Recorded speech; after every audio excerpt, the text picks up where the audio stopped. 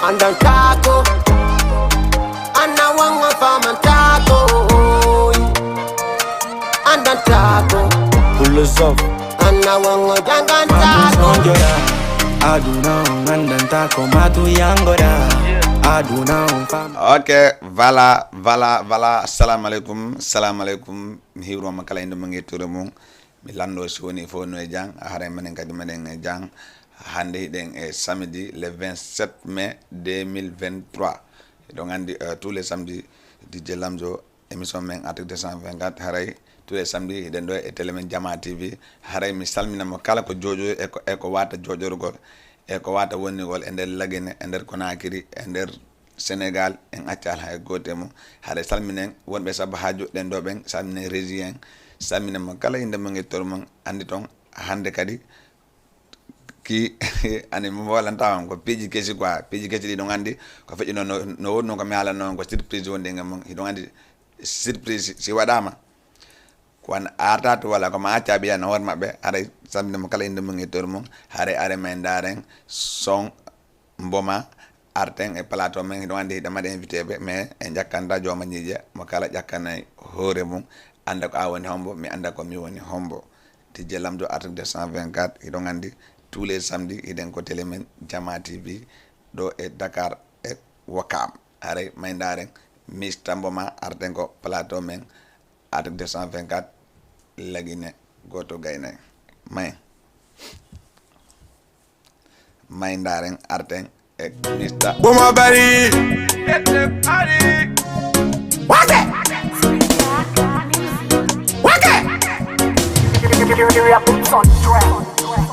Mobe. Sorry for your not to kakang. Mobe. Sorry for your not to kakang. Asika sorry yo, minyama, e minya oda from no one day. Harebe yejitino kambe, mobi be himbe bembe woni fello de. Harebe yejitino kambe. Chudi himbe bembe woni lantude arabe yejitino kambe bandirabe wobe gobe woni violude arabe yejitino kambe irabe wobe gobe woni felude hele mi yota onjama wali ubale tori ko kakang imamu kakadudal bay bebe kalekol awalando konet ko honu wadi bedu dilino leji kale lagine sava mal wate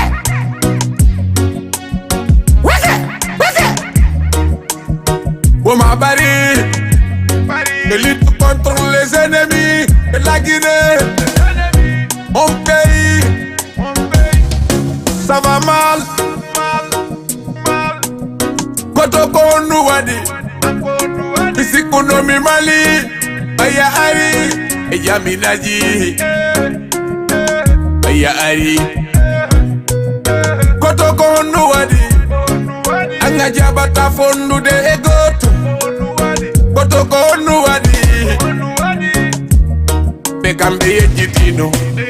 Bewawi haldu de kono bewawa talatinde Gobe halbiko Onoko nuwadi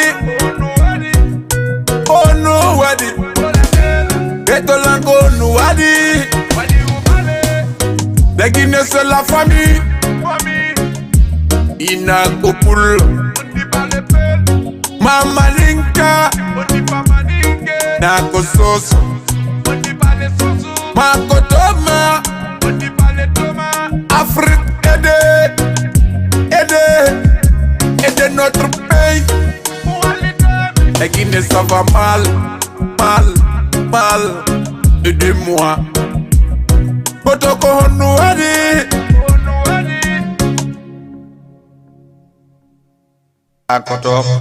Kotoko no wadi la Guinée ça fait mal.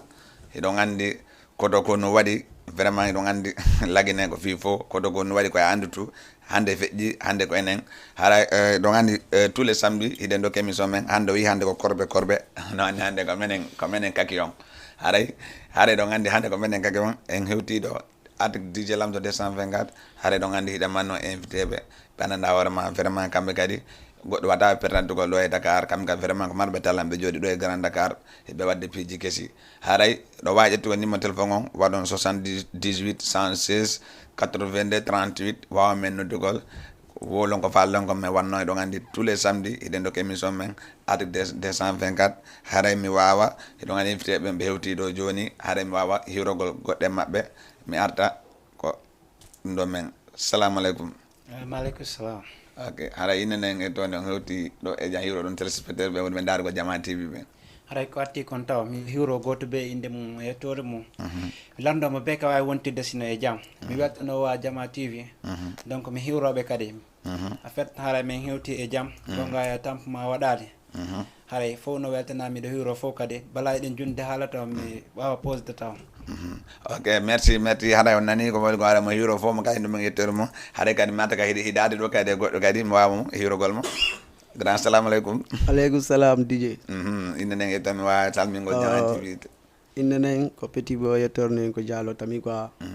To dose hande kadi mi hewtiɗo mi wi toon jam mi hewti ga jam. Jama TV ara meɗen hiwro goto kala e ndemo yettore mum. Mbiɗa welta noon kadi Jama on ɗo darde men on kadi quoi par ce que sa yi a waɗi goɗɗum ko Jama on ma hokkude boss quoi sona ɗum a wawɗa yaade quoi sina ɗum a waɗata toujours fans on fof meɗen waɗi big up tami quoi wawi ok merci mi arta e mon taw bo taw bala taw ɗen fuɗɗo taw il faut que Jama on taw nana famo on taw ko on non satti noon taw min ganda taw may jeti may giɗo angonno mi ɗaynatama simi yiɗima mi yangantoma ka sigi gollanama ko ammi jonnata si debi woni balɗe ko ammi yiɗi bobo an wota junnumbadi ɓatolantu ko mami jeje gigol mangol tun ko mami yene sedi ko aliki moni ok ara toujours ok sedi ka lekki mone ok mi arta e ma petit boy vraiment sa ndaari wona ende Dakar ɗo vraiment gila fuɗɗi ɗon musique a waynugol ma hay ɓooyi seeɗa quoi ko ane hombo fuɗɗi ɗon affaire of musique o watta ɗon e mum donc andi piiji hunde jokkuɗa o ko tuma Allah waɗuma résisté mo wosi résista tami quoi wa gila men fuɗɗi on tino wawidene ɓi seeɗa par ce ko 2019 min fuɗɗi mais ha addi hande min ala jokkidide normal quoi par ce que so tawi no woodi goɗɗum gono toon ɗum noon mi wawata accidirde quoi faami par ce que sa fuɗɗike to hunde nden anda ko non yeeso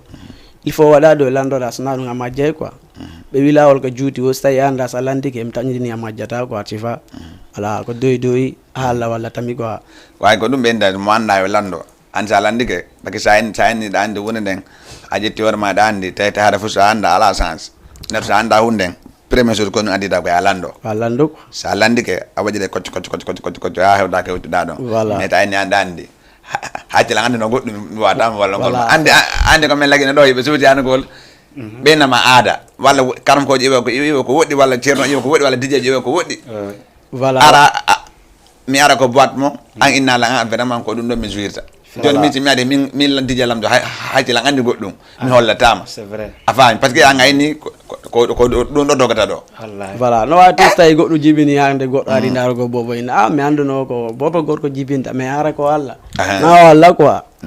voilà woni den fof ko Allah anda no Allah modiri o ko no watta quoi ok voilà way MC sa ndaari wona tan ndaari wona musique aji ɗi bus ko watton ɗo vraiment sa ndaari wona min naate haare wawi jettugo goɗɗo ko ligne natten ko émission allo assalamu aleykum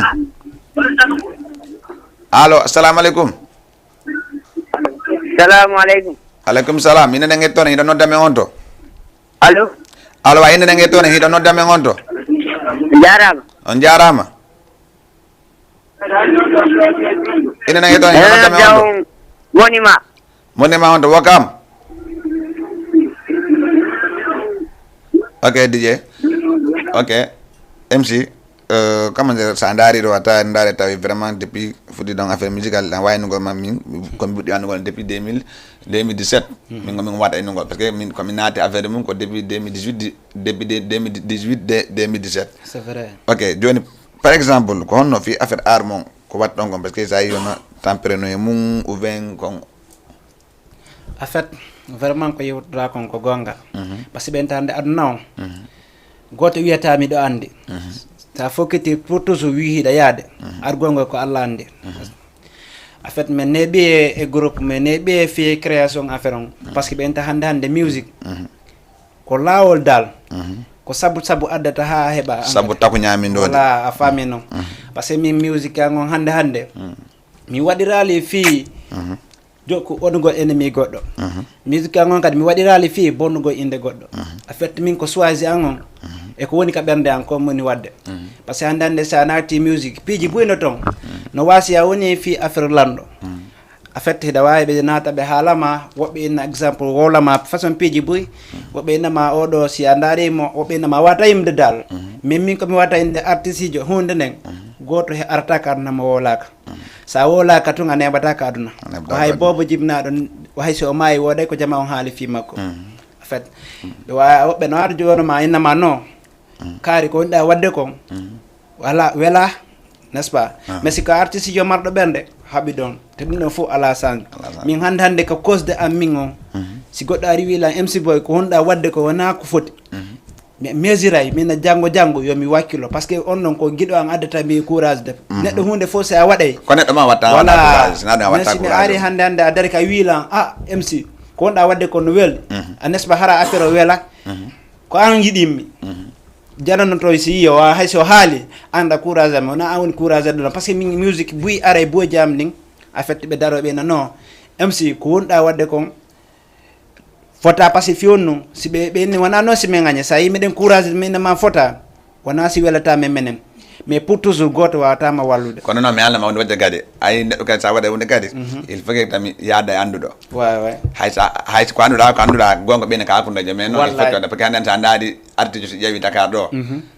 naafi menen dije men hidaka kono ko menen woni jawde artiste walla ala waɗake c'est vrai par ce que hande hande ko yimɓe ɗa ci men tegal est ce que goɗɗama hen goɗɗama tade c'est vrai ko ɗum waɗi mi aldama kadi kala ko non ande so waɗi ta memi men tum menen ka men il faut que men wola wono hande dije ɓe ɓen donc inda ko minen dije fop no Sénégal mais ko amin atti hande nde dije enen ɓurti kadi weltanade ma par ce que ɓen ta aduna on yiɗɗo ma on yiɗɗo ma wallude on wona ya bugitamo minen hande ka won dije jamme on kala kamen nodduma mi innima lamzo minen anir ɗum ɗo siɗa wawi a walla men te ɗum ɗon kadi miɗe weltori moƴƴa min courage ay kadi kala jokkuɗo men yo courage golle ko jokkuɗa ko darama sivama ɓurta ko commentude ma kala yiɗɗo men yiiɗe n'est ce pas ko no woni voilà merci haray hande ɗon andi ɗe mari invité ɓe molanaɓe ɓe jooɗi ɗo e Dakar MC Boy e Petit Boy Mali Yembereng o andi so nani Mali Yembereng a wala duguntunni wola ɗon e Woora Suuge wola ɗon e Touba e Fanga wala ɗon e Bunaya ko wonide Bunaya wala ɗon sengeti ɗon ha Woora faami haray ɗon andi salminen kadi grand Yagouba depuis Colobane salminen foto wona seeɗa salminen Alpha Mamoudou depuis Thiaroye ɓe salminen foto wona seeɗa salminen kadi ɓe Jamñadio ɓen ɓe Tiaon Pol ɓen ɓe TP ɓen e ŋaccal hay goto salminen ɗon kadi Alpha Omar Malika ɓe ɓe ŋaccal hay goto salminen foto wona seeɗa kankadi mo jooɗi mo suivirde en direct ko Jama TV eɗon andi kala connectiɗo Jama TV ko fi men wona fi goto haray o waɗay 78 waɗon 116 82 38 wawa woldugol e invité men ɓe hande ko plateau men ɗo eɗon andi temmaɗe invité ɓe molanaɓe ɗon andi piji ɗi mbi yaltinalɗi koma ɓe yaltinari parce que sa defi ñiri ndin ay dañirma ni weeli Jama wala ne weeli kono lawaynugol ko defuɗa kon si weeli ɗum an hoorema anda e weeli parce que jara goɗɗo no woola ko waɗɗa ko no weeli ko uratama ko anda vraiment e feƴƴoɓe ɓe anda vraiment ko waɗta ko no weeli mais noon kadi wona fi no weeli kadi manta hoorema ha ɓurtina hoorema ronka andu kono wattita hoorema haray ɗe wawi yawgol daren clip mabɓe arten ko plateau men par ce que no andi piiji bi no waɗi ko duwanden ɓe landu ko ha jara ƴetten goɗɗo ko ligne après si arten mabɓe allo salamu aleykum allo assalamu aleykum bumo kuppito inenen yettono hiɗo noddame on to allo ok haray wawe noddugo ko 78 116 82 38 yewdenge e artiste par ce que nandi sa nandi artiste jo ko wonbe bawo ben puso ben do wato auto do andi auto si ala chauffeur yata aw artiste kanka so ala équipe wonbe bawo yata ko wakili haray ko zero non parce que andande kanko awata himgo hettuɗa hoore ma ko ma jama hettoma ɓe anda vraiment ko ɓe waɗama ko TikTok ɓe waɗama ko Facebook ɓe waɗama partage ɓe anda vraiment ɓe waltima haray ma ndaren clip maɓɓe goto arte ngo plateau men wawe yeddugo enenge maɓɓe ɗo gandi mayin ko bunɗo leli bunɗo jaga newtama nayi mo min kadi régi ma ndaren noon clip maɓɓe goɗɗo arte ngo plateau men eɗo fam ga oh no Petty boy, you the man. MC boy, the something cat. Baby say, you may the lango suda lambe. Me the hidi mami suda lima gido. Wanya badi ko awane ka wonki.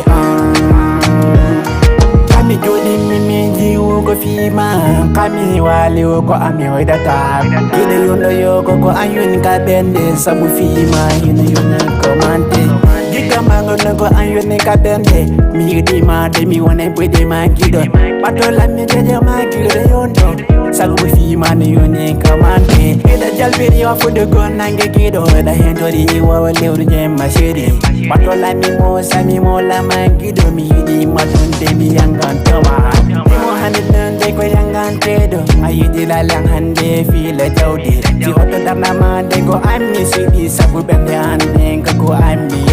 la hendori wa hurulay ne gido gido yidi ma waska aljana patola mi dan ko ma ka bobo an tawulu hande tunde sonjay la wonti kima yidi la ngo suda lambe mi do yidi mo mi suda lima gido mo jamba de ko awone ka wonki kima yidi la ngo suda lambe mi do yidi mo mi suda lima gido mo jamba de ko awone ka wonki Come hello jiwo ye modari mi taitu minu mamo jalbi bindo mi sikuru laini tunda mi puza dimo kenu di la me feti mi feta ko fale ya mirenti baby on refugee en kadanki masamana walina la wonki barna mana rawni no henti barna anno rawni no henti baby daru tele mi darama osu komando de mi maulama yit na langi gol mana sati ayeti lam na de langa berngama asoki lanka kunde berngama kaya tunga tunga jeki ai be ambe sikono me perti awa hande de be elsi mi mommy di mi jinto termo jude di ayata mi ata baby Miata my baby, Ayata miata baby, Miata my baby. Come miata woman abore, uru wata aibe jata. Simi jodi kemi figire, uru koya wota. Kima yidi lango suda lambe, mi do yidi mami suda lima gido. Wanyamba de ko awone ka wonki. Kima yidi lango suda lambe mi do yidi mami suda lima gido wanyamba de ko awone ka wonki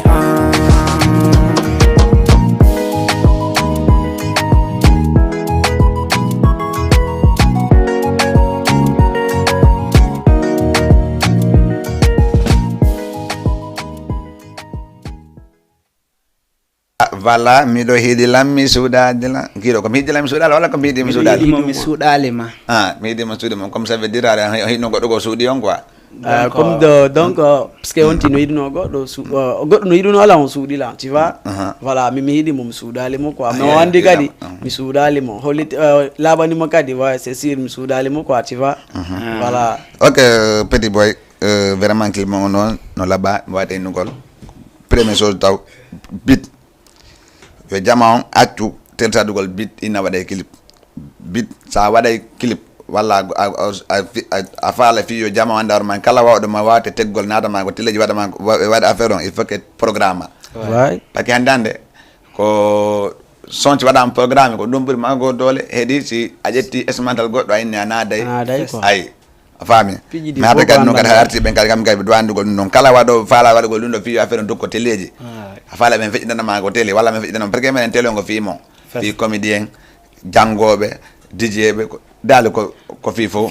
fami ok mi hata ma MC boy fi o affaire vidéo mondo gilam ya allo assalamu alaikum Naam. assalamu alaikum jarama allo ok merci so wonno no deme on buda télé on wa en famde gol mais so wedi télé on inni ko kamen gan ko ganan to men hare wata on go il faut que budan télé on nano men ko téléphone mo do ci wa en famde gol haray vara mi arta o clip mo wadam parce que tandar clip wona lienji do boost do wona jadi lienji ko programme ay ou ben o yaay ben wala ko no to hidata inni gol ya wada fejini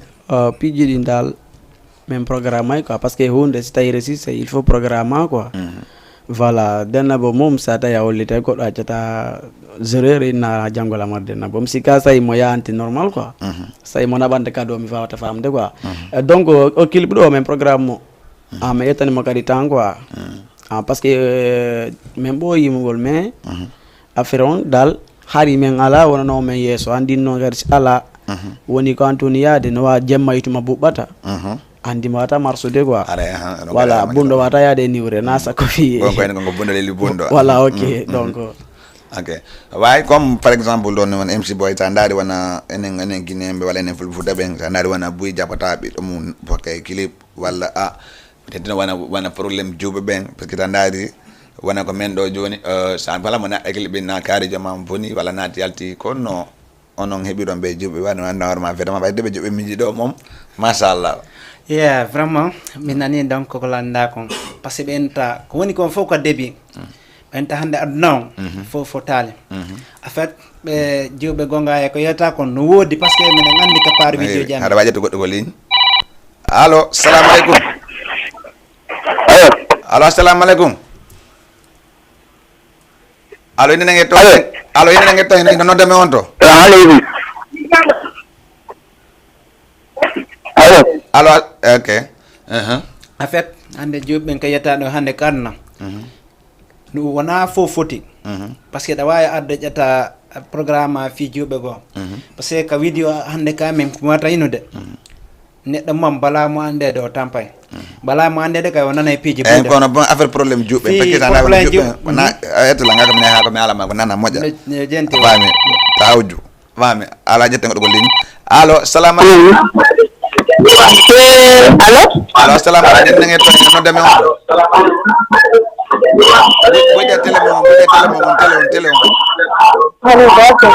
Bu de télé on.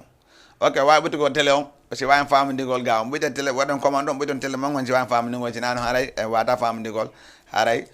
ko min mala ngol mo ko hetto la nga fi ame problème jubben parce que sa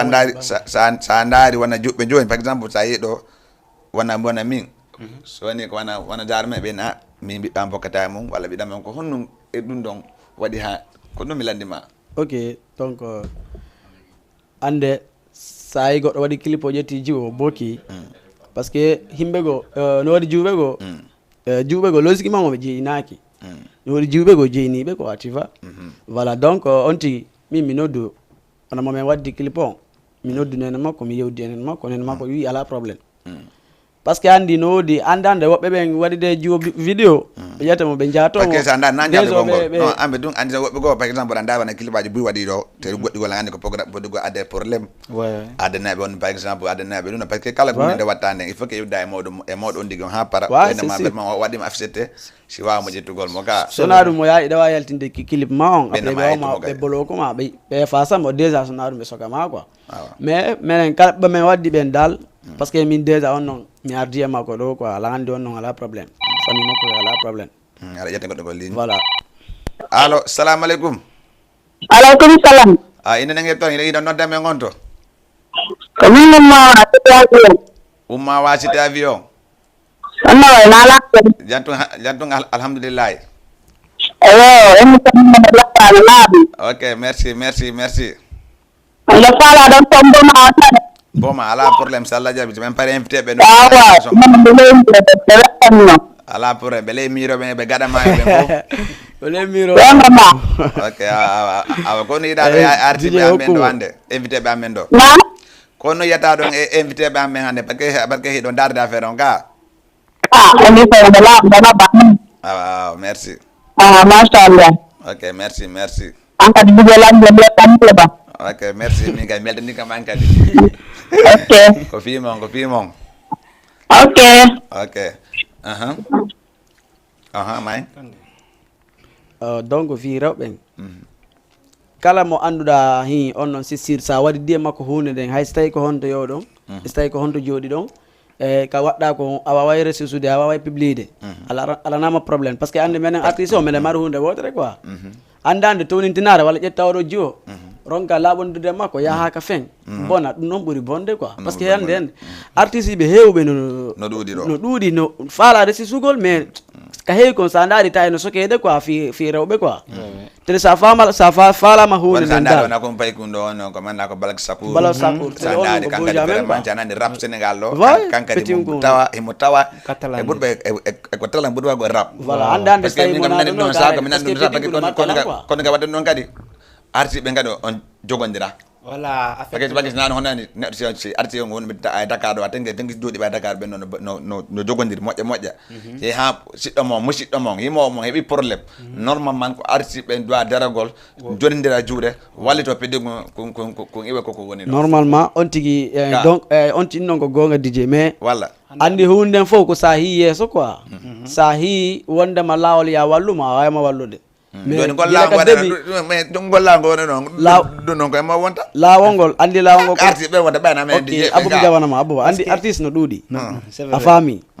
buy no anodiri e whatsapp mais buy anodira e kende quoi est ce que a faami par ce que no woodi woɓɓe ɓe artiste go ɓe jokke classe ugol hara ko manam yennugol quoi a ɗum avance tama quoi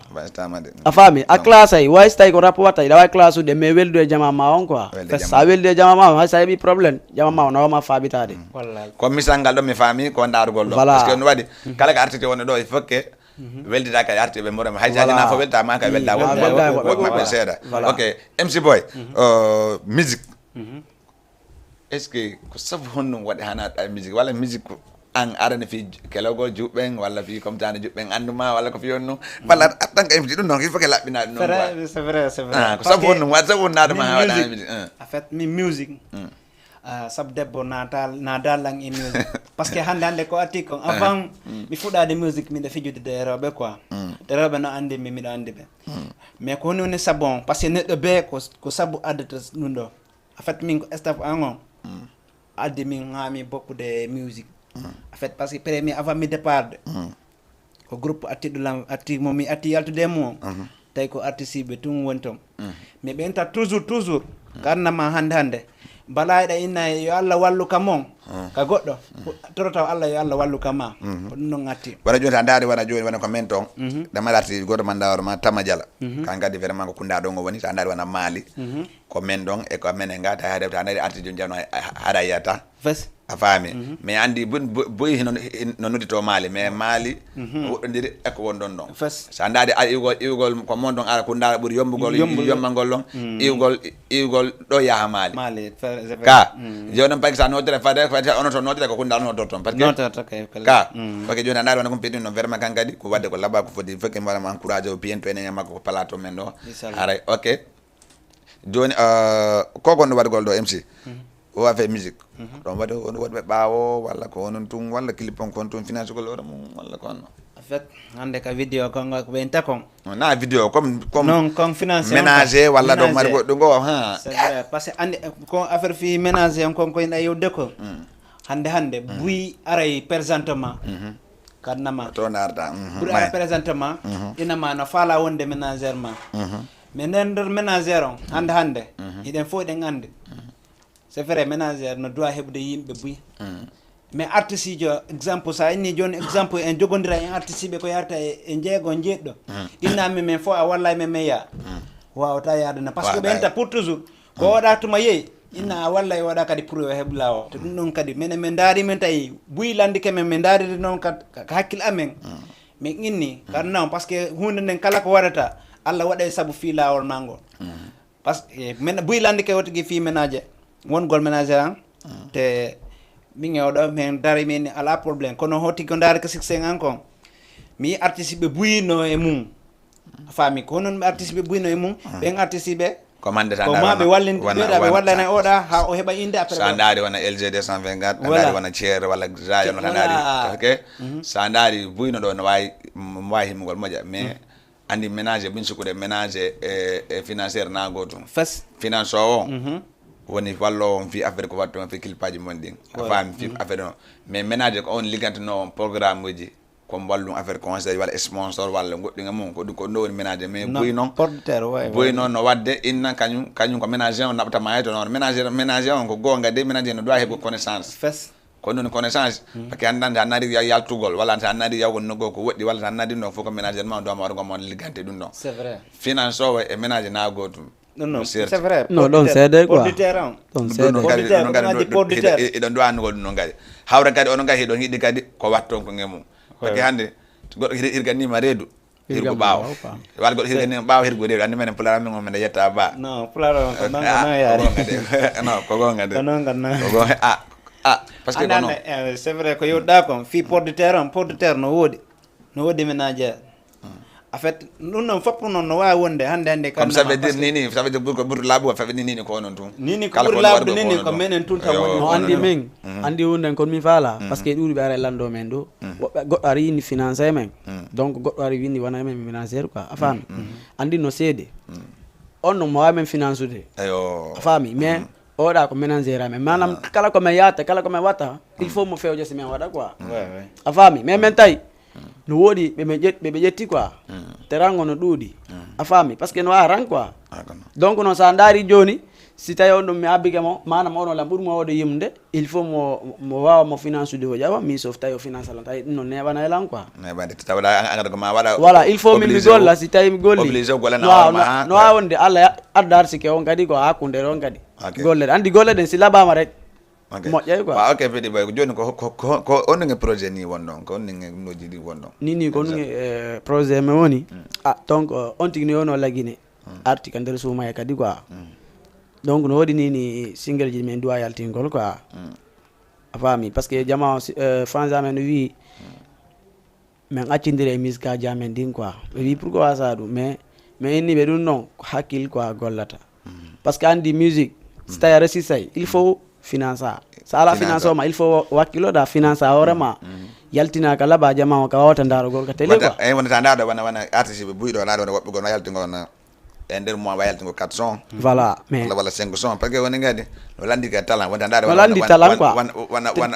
wana bomaɗo ta ndaari wona ko dernier andi dernier suma o yaltingoɗo ko juulaɗo kadi ɗiɗi manda tati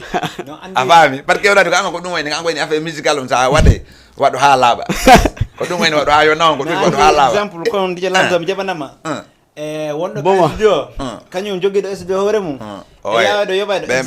boma sa alaji no boma alaji o mais boma ko imo poɗaɓe ni de lagre ɗani ko mari studio e ma non min mi wawata andude par ce que fi on no min ko artiste uji goto mi wawi andude ko boma rek a faami kono kon affaire fi musique onda yide ko par ce que ande ko woni kon fof an DJ Lamzo ko départ nde woni fi on fof ande an DJ Lamzo siɗa mari golle maɗen piide misal quoi golle maɗen hiɗa jogui pour toujours wiɗa wawi wadde piiji par ce que no woodi hande kon DJ ɓe kon ayode kon ni a nodditi jama ɓe notike ma normalement andu a woni garan DJ jo quoi a faami par ce que hande ko jama o yadete miɗo wawi yaade ɗo exemple ñande o ñande waɗa musique mais ɗi musique ñande o ñande miɗo yaltinde ɗi ko Sénégal woni par ce que wonaki hande ɓenta artiste on lawgo fopp ko Guinée woni ɓeynata par ce que hande ɗa wawi ɗo noddude inde goɗɗo partage ɗum lié ma o daara lié ma ha para o innama labama kono o nadantama e statine o nataka page ma abono kanko ko labama on tun o waɗma inde a faami te allah intérêt artiste joma on si mi partage sima photo an droit on koye a natnan e statine si a wallayla nata kadi abonoɗa komi liyama mi partage samma on n'est ce pas mais affaire on ko non woniri ne metti no waɗi compliqué quoi musique buyi e musique no yombi kono musique yombade sa naati anda haji ko wujugol yomba non musique no waɗi a wujugol ɓani tan ndaɗo ɗo gujo si naggama o wujji aɗo ñanugo nangue o tampo yalto ina wawi liɗa metti wawi wawa est ce que a faami walama ko ɗum waɗi noon kadi musique kadi no e wonno musique premier règlement ko no sa faala musique on gonga de ko judde be woni biro men kono fes hakkile ma kadi hayta waɗe mo waɗa seeɗa a faami ñakkatade mais noon DJ artiste tawi avancé a wondo yimde love hay so tawi ko rap sa wonnala ka deyol yawata avance ude de est ce que ɗon sylvain kono nan kala hiɗɗoma voy na hiɗɗoma non andi min wona no joni min DJ Lamzo min joni mi heeɓi budan bella walla mi heeɓi hiɗɗo bella fa waɗ bella fa to min noddaɓe min naway don DJ pardon are ko non andi min kono moni wolirde non andi kono moni wolirde comme ça wona manam ya hiɗuɓe ɓe hiɗama comme ça wona jaatigi yagal quoi parce que hande sa yimi ɗo son ka ɓurtamo kartonude ko debbo si debbo jettima waɗimo TikTok goɗɗo no waymo commentude sommama ɓurtay ɗum wadde ma quoi ɓeydade quoi a faami voilà ɗum noon kadi wawde okkude na fi on tigui hiiɗi somma on wondema ara on jatodire comme ça noon quoi min mi yalgal comme ça jaatigi yagal mom a wanɗo artiste goɗɗo jeeya jamma ɗum andi ko ɗum nane mi wowalanma quoi artiste fu no ɓuyno sokeyde fi ɗum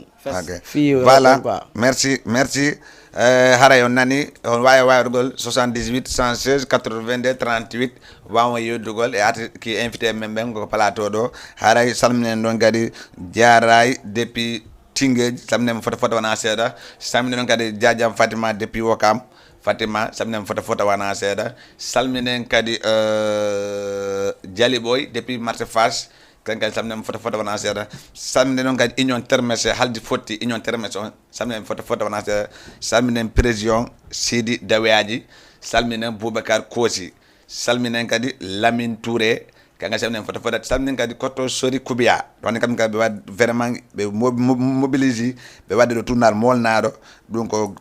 Kennedy ɗo watta andi bientôt ka enen maɓɓe ko plateau ɗo a tanga quart de finale ji ɗi wittende finale ndin so Allah jaaɓi wawi invitugoɓe ko plateau ɗo joɗɗen mo kala anda ko honno ballon o woni yargo e ko honno woni yargo par ce que sa nani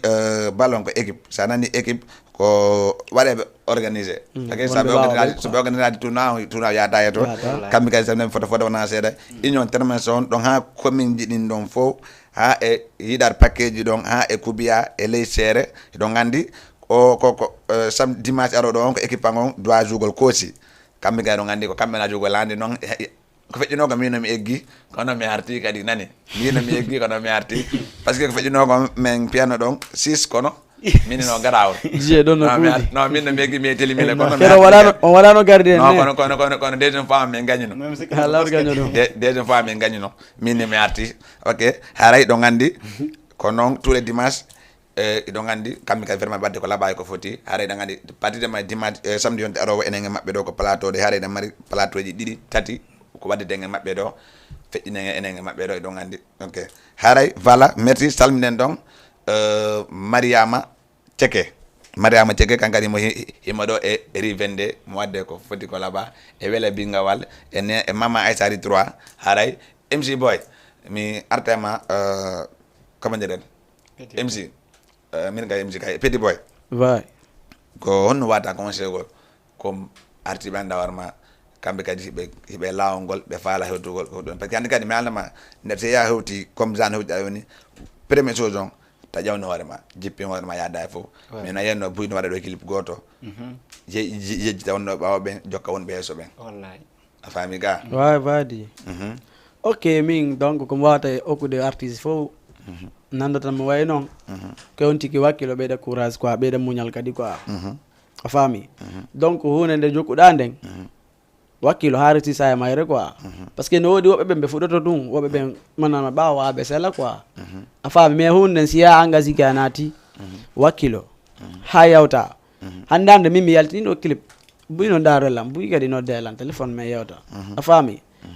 mais min mi ƴettata wara mi tawnira fi ɗum quoi min hay hande mi lantori waygol no sayfon way par ce que handi hunde nden fof ko etta yarate quoi ko etta yarate quoi a faami voilà donc haysi mi tawi mi woyi e sayfon te wata tonde orange partie ji gono toon quoi a faami mais noon andi neɗɗo rek wata kadi jippinde hoore mo ha ɓurta kadi ok merci MC sannaɗo wona buyɗo wona Sénégal ɗo a yeɗo wona artiste ɓe buy tandade wonɓe Sénégal ɗo ɓen mi waɗe nugo musuɓe ndilatiɓe guine Sénégal mi lawani ko hoɓe margo tala wayno ko jooɗi ɓe ɗo ɓen ɓuuri margo tala wonɓe Guinée ɓe c'est vrai kono tan ndawɗa wana proposé buyɗo ko artiste jo man dawarma ko wonɗo leggene ɓittata ɓe adda ga te sa ndaari enen onon artiste ɓe wonɓe ga ɓen te ko onon par ce que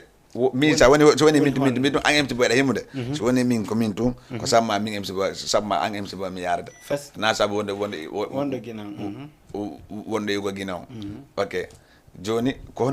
honno yiyaɗa ɗum par ce que andaari wonde buyɗo artiste buyɗo wona chef en go ɗo ɓe wonno ɓe Guinée wona Fabi MC en kala mo yiɗa wuuc ko ɗo ko ma hiltira comme ko honno watta ɗum noon c'est vrai parce que hande kon d'habitude dépenden ko gam ɗo woni fuɗɗoto mais affaire laawol ko Guinée woni te hono woni ɗum hande min mi wata inde taw no atti artiste ɓe wonɓe Sénégal ɗo ɓen ɓe yiɗidira te hono ni yiɗidira hande an Lamzo ki DJ Lamzo no woni ɗon ni an ɗa heeɓi ɗum ɗo joni exemple goɗɗo DJ jogo wi kanko arta donc o bako ma fi kanko ɗo heeɓo laawol ɗum ɗon andi haare no manque parce que hande hunde pour toujours ko sabu takku ñami ɗo kono noon hiɗande min mi sohli ma hunde siɗi haɗa piyala nge nellan mi are ma c'est vrai parce que hilangani ko intérêt an noon ay vraiment hunde nde fallande il faut que ñakka fayde mayre kono noon jippina hoore ma mayre ɓe yennamaɓe sukadama hassa ha heeɓa ko falla kon sortoɗa ya lawol ma way kono waɗi so minnima artiste o yiɗidira nder Sénégal no atti taw ko début te honnon noon addi artiste on añodirde par ce que hande joni woni an DJ Lamzo wona konno mi woni ɗo ni e yeeɗo taw te départ artiste je konno min oɗo mi weddiri ni mi woni famille saabu debbo ko ɓawgo arab men fotta on bonna hakkude amen ha addat men habde ta ko minen ɓurno maddude sens a faami te ɗum ɗon fof fota artiste yagal hande ko woni fi affaire combat artiste on kono no wonira Sénégal ni si kilti hara artiste on no wallidirde no jamanu no wanno wallidirde ɓe hande min mi amata parce que si mi yi hara artiste jo mi andi simi wadde makko fitiri mi heɓay lawol parce que hande no wona mo yiiɗe mo neɗɗo be no yiiɗa dal sengo mum a faami mi wawa déplacé ade mbiya minnema kaari waɗen fitiring mais honno woni hunde nde si mi ari minni Lamzo mi falama de wadde minema Lamzo ko hunde ka mi jogui min faala waɗirnami hunde kaari a wiilan an ko ɓuuri ɗum waɗantalam aɗa andi an tigui hoore ma koko mi mari komi waddama jonnude andi aduna ɗon ko sa tawi par ce que joni a wawi déplacé ade ɗo yayna artiste jogo non ɓay kanko heeɓi talan mi faala kanko de o naɓoranmi honno no mi waɗa fitiring ara hewta henami tigui miɗo faala fitiring entre men on ndi mi jaaboma min fitiring o noon entre men ko ma yoɓalan a faami sa ma yoɓalan te joni an sa calculé on tigui ɓurno wonde yombude wonama songo finance mo ɓurno yombude mais ko yoɓata ɗon fitiring noon parce que duwande andi woɗi woɓɓe goɓe nartiɓe wona daari wona ɓuyta waɗe fitiring ko ma yoɓaɓe way wonna sa ndaari wona hay menen kadi no mi woni wonde goɗo ni émission amen ɗo ni toni woɓɓe gomen haara ko menen sohli ɓe yoɓe ar ko plateau amen ɗo mende wawiɓe yoɓugol ɓe ara parce que haare no barke onode ko mi alama an noon bakki haare noon ko nouveau mabɓe waɗi ɗon tollu hande enquête sa sohli argol ɗo min dijalande mi andi ko an sohli argol ɗo silan falami yoɓinte a faami joni noon hande joni an hoorema hiɗa andi sa ari ɗo okkete ɗum ɗon koma obligé da ara yoɓa fi noon fi yo ɗum ɗon mom ɗum ɗon ko kala waɗi noon arti on ko ɗum alama ta hande fa yimɓe ɗo e chef on wala andi kema mbuuɗi hinno jaranma ya waɗa mbuuɗi yimɓe da makko anga janggo ɓe wono doyde innanga yoɓa mbuuɗi yimɓe dan kon ko yewtuɗa kon si lanni kala yoɓɓe mbuuɗi men waɗa ficciren siɗo mari mi wawa ɓe landade mais ay artiste Guinée konko honɗa yide ni par ce que min mi yewde artiste Guinée buy te donc miɗa partenaire en artiste soso ɓurɓe évolude ni e fulɓe Fouta buy mais kamɓe ɓe wiyata exemple yerɓe moni yewdude ɓen par ce que mi wata nde fof ɓenema min lan choisi si a ari pour waɗa hen fitiring iɗa wawi yinude siɗa mari tan talan waɗen fitiring ma on finance ana en affaire o programme mais ɓeni kadi woɓɓe noon no wiya exemple minɗa wawi finance dema par ce que neɗɗo be no wodi ko wallata goɗɗo a faami hiɗa wawi wadde fitiring ɗo mi ara minema waɗen fitiring mi ɓurnama fottirande song o a faami par ce que ɗum no foti so yimama woda ɓurɗo mo yimude normalement a faami woda waɓe jokkutude no intimentation a faami ko ɗum addata buyi ɗarane ɓe wadde fitiring te ɗo mo beno tonitinanen oya hande daaro hay ka événement ji walla ka conseil ji walla ka soirée ji si fottama joni an exemple DJ Lamzo si mi ari mi tawi maɗo joni mi jonnima junggo a ƴetti kolloyɗiɗa joni no janggo sa tawi lan si tawi min mi calcula ko paɗa gam jonnatama ɓentan noon ko ɓay fof fotata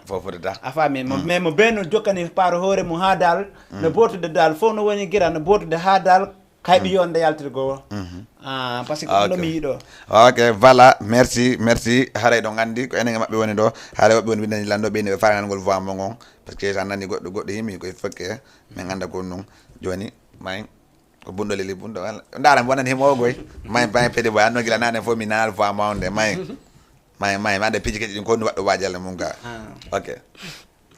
ok yo miɗo sabimo nga neɓi sabolam bebi mi yewti nemota neɓi ɗum miɗo habba pijiɗi no arde no kalawol jama buy no habbi miɗo hewtude komi pay kun iwɗi moali petit boy iwɗi moali aw mi dankoto magiɗo an wotamijo si mi yiɗima tun ko mami yanganoma si gigo foti tungo ko an jeeyi wata wullu hande tum mapinami ɓernde sabu giggol ko Allah waɗi wotamijo batolanka ɓernde hollalan jike maɗe to manno so goto wima ɗon dimbanan jiwo non mayen ɗon dimba jiwo menda ko dimba jiwo amanangimo amanangamol guine hey kan jiwo miɗo yiɗuma ka ɓernde mi waɗuma amanangamol guine hey kan jiwo ɓayru miɗo yiɗuma ka ɓernde mi waɗuma seri miɗo yiɗuma mi ɗaynatama hay mi wallitin ko an to mi mijoto giggo mangol noon ko neɓiwo ko an jeeyi guiɗo an on ko mami yanganoma en fait donc ok merci voilà no nani ska hekan jo ay vraiment pété koy haray ɓe mari tala moƴƴo aɗa ko wonɓe duwaɓe wallitogol woni heɓaki mais noon ko noon mine tan waɗon courage ñande goo aray arwe ko heɓon ko wallito a faami hannden kala neɗɗo hunde nde yiɗɗa nde min hannde ande min ta miijii min dije lamjo yiɗe ane ordinateur an ko jami so addi ko ordinateur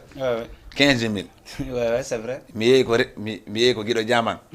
o wañila réinstallé affaire on o wañila vidéta dije parce que haade min tan ko mi natano ɗum mi janngano mi annda joni no wonla janndugol walla huuli ƴettugol machine ma kon mi ñoƴƴe toon bouton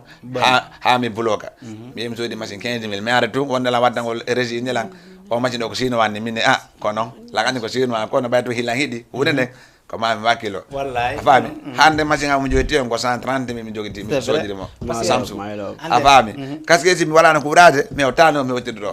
mi yaltano mbuuɗi mi hewtano ko mi hewtiɗo kon a faami ok joni mi ara ɗon e oɗo Petit Boy ko joni émission men o waɗi de nebata waɗa teldira comme mo wata wayno no waynogol ɗon ko noon yiyata yafeji ɗin ko hombo bokkanta no wawa waynogol continue peeji ɗin ok donc la yuro Jama TV ba pare tam wa o kaɓe kadi courage waaw jarnaɓe kadi ko ko ɓe woni hen fotude ɗo artiste hewɓe ɓen ɓurta ƴawde ɓe anda télé fof ara dara donc voy parce que hunde sa wallitama gonga siya quoi tu vois voilà la yuro kadi wonɓe darde hen ɓen ɗum kadi fof joni ɓe kadi bigo mo ɓe kadi wontiri joni mo ɓe yuro inde mum e yettore mum lando sayi foto e jaam donc joni ɓe ɗo ka yaasi ɓen bagada senior bagada no yaasi hajjaɓe kadi no yaasi tami ka hajja rahmatullahi kadi on ti joni mo bigam tami quoi ok taño Daouda tami quoi ala ko fus ko ke bébé walla ɓe safrila mi wala ɗum nami wolde mami woli ko ɗum ko ɗum faji tum ko majju tum ok an kadi ko no wata ɗon yirtogol ɗo way waynogol mi weltanike Wafol TV Jama TV ko hunde ko fadata ɓayɗo ande ko ñamowo weltano Jama TV fop weltanoɓe fop mi ɓurta courage de donc par ce que ɓenta hande min wa Jama TV lannotakolan komi wawi hay so tawi mi heeɓi doole mi bugitoɓe quoi par ce que ɓenta yiɗɗoma on ko début fiya heeɓi succès walla fiya heeɓi doole a hawkata on noon donc haray mi weltano wa Jama TV fop mi ɓurta courage de ko wate artiste guine o nodditede ɗo wono Andi Jelam so kadi mi ɓurtama weltanade ko wata noddide artiste on fof courage ɓe pour ɓe wakkilo par ce que ɓenta aduna on goto anda ko hombo sakkitorto haray miɗo weltano dan kadi ɓurɓe yiɗɓeɗe yiɗandelan ɓen donc haray miɗo weltano Amzo TK ɗum ko payko komi wawata hoddude ka suudu donc haray miɗo weltano kadi Hajja Rahmatullahi par ce que ko ɓurmi wallude ka fi vidéo amen donc haray ɗum ɗon miɗo welti moƴƴa haray miɗo weltano kadi Rama Diowo Kam donc par ce que ko fi makko kan kadi fanɗa donc en fait mi weltano kadi Hajja Ummis Hajja Ummu donc parce que Umma wala halaba ummi wala Hajja Ummis donc parce que si ni haray ummuɓe men fof ƴetti donc a faami Hajja Ummis donc a faami haray mi weltanike ɓen ɗon fof mi weltano président Mali mi weltano jama am ɓe Mali ɓen fof par ce que hay goto mi accali kala momi haalali inde mum haray ta andu kadi mi yejjitarimo donc par ce que ɓen tak ko émission ni donc hara mi weltano DJ Lamzo DJ Wuri DJ Rosi noddude men ɗon donc hara miɗen nam pour toujours welcome haray o weltanama donc ok voilà merci ɗo wande haade ko hani ko enen e maɓɓe wonino ɗo hande haray ɗo may ndaare morceau goɗɗo arten ko plate ko men arde 220 ga andi ko ambiance total haray numéro téléphone on noon ko ɗon haray waɗay 78 116 82 38 78 116 82 38 wawi noddu ko DJ Lamzo wolon ko faallon kon haray nane hiɗen torono morceau awa haray ay ko ñaamo faljata on joni gaɗa joni ready waaw no andi tum hakiki yeyino quoi boma landano boma o ɗon arte joni ɓen ko boma ɗon arten dariten mo arten kadi ko plateau men artirde 120 DJ Lamzo waya 10 mboma dari tawe dari ko personnel ni ka ko taxi ko woni wona ya hewto kama jawi may anday na tunga yara yayo na onno yarete min mi do marisi fristis sanis vitalis ko di mi yarata hayona nene ake mi yalta baba ake mi yalta ko yata ko hande ko marata simi yawo ama hayona ino dombo ma woni tungande mo yari yayoni Metei pas, me sula yayona. Metei pas, me yara yayona. Wadu ayona. Sawadai wadu ayona. Sawadai wadu ayona. Ajonna, sahebi okazio wadu ayona. Ajonna. Mi wada ayona. Ajonna. Wadu ayona. Ajonna. Sahebi mudi ma de fiju ayona. Taya mai ko kanyo nyamata sa woni lando lady kolla kame ai taya folli ke ko do lutata sa anyi yimbe ma be bugo yesoma ai taya no satti tungare wana mi wada ya yona e yida yombe be be nganya bombe be mi wada ya yona dongo ma woni tungande mo yari ayoni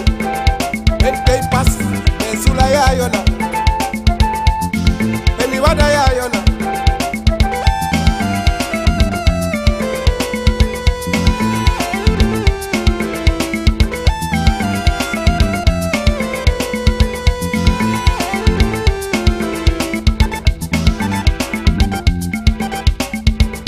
hey gorko no darande gorko no darate ay sikullo di do biri kuma modi kuma moda kunku weltike yi modu kunku no aray ko kundo woni weltaki bombo woni pullo mi free yo aro fimmita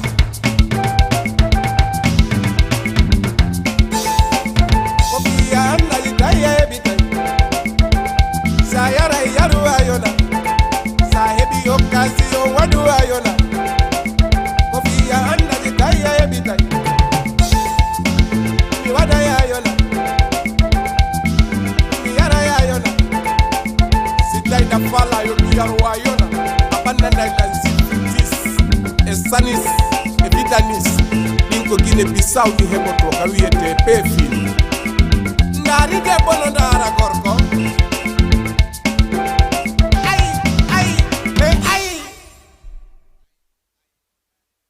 Ndara gorko ɗum noon kama debbo ndara gorko par ce que ko ɗum ɗo windi debbo hino ndara gonɗo mi salminen ɗon kadi ɓe Grand Yoff ɓen